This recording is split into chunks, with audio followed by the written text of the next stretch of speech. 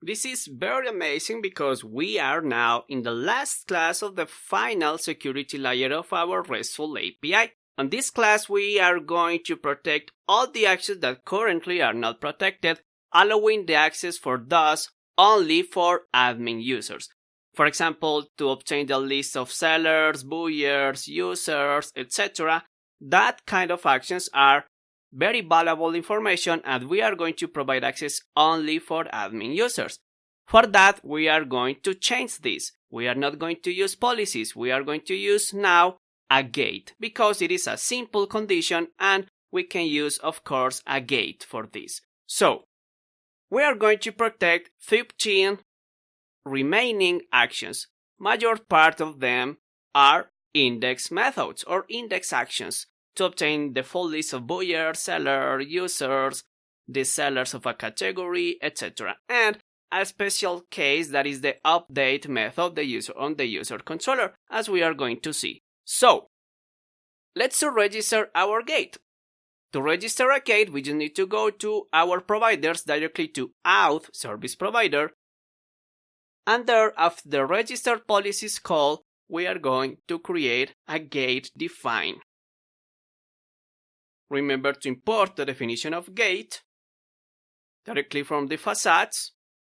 And the define method needs the name of the gate, that is going to be admin action. And the second one, a closure with the action that we are going to execute to validate the access, basically return true or false. This closure receives the user, and the only thing that we need to do is to verify if the user is an admin. Of course, we can do any other things here if we need, but for now we just need to verify if it is an admin or not. So, depending on the value returned by the gate, we will know how to proceed. To protect the actions using the gate, we can go, for example, to the buyer controller. And there we can say something like this. If gate denies or gate allow, etc., we are going to use denies. The specific action that we already registered, that is admin action. And then we just need to say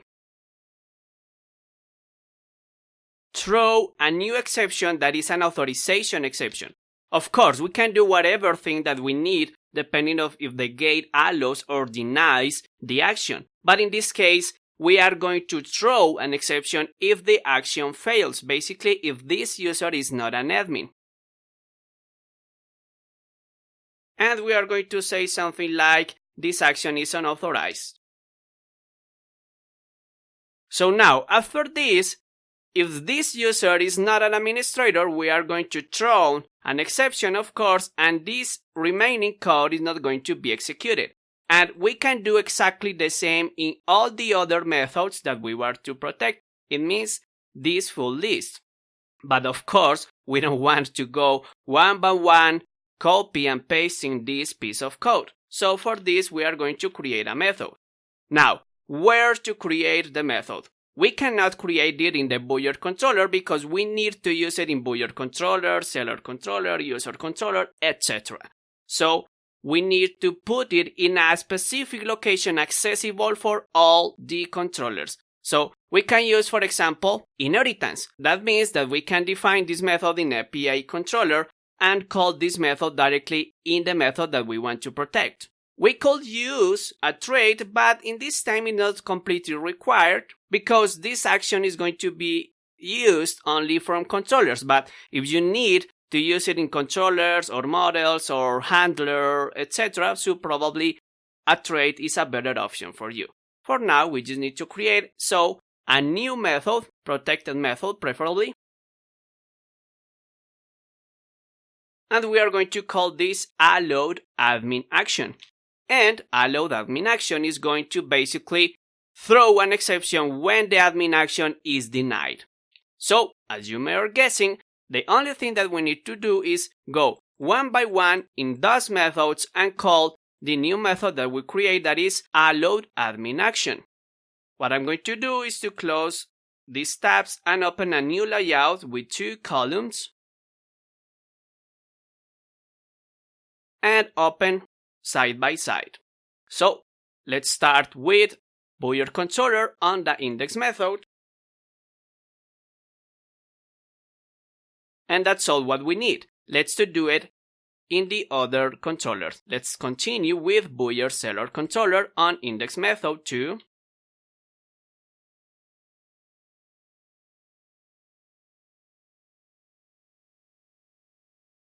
You can see here that we want to protect the store, update, and destroy methods on category controller.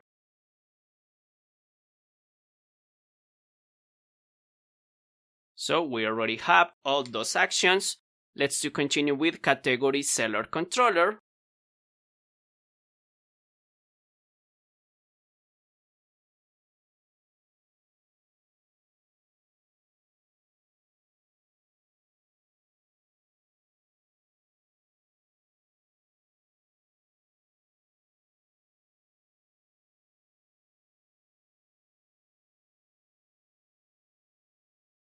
We are now on seller Buoyer controller, again on the index method.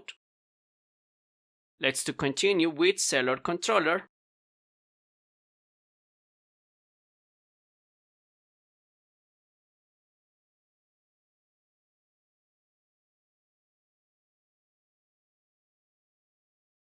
Transaction controller, and finally, but not less important, we are going to protect the index and update methods on the user controller.